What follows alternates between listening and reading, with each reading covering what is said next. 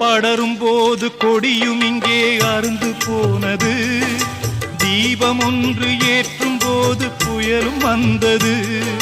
படரும் போது கொடியும் இங்கே அருந்து போனது. தீபம் ஒன்று ஏற்றும் போது புயலும் வந்தது. நிழலை தந்த சோலை இன்று அனலை வீசுது. அமுதம் ஊட்டி வளர்த்த கையே விஷத்தை ஊட்டுது.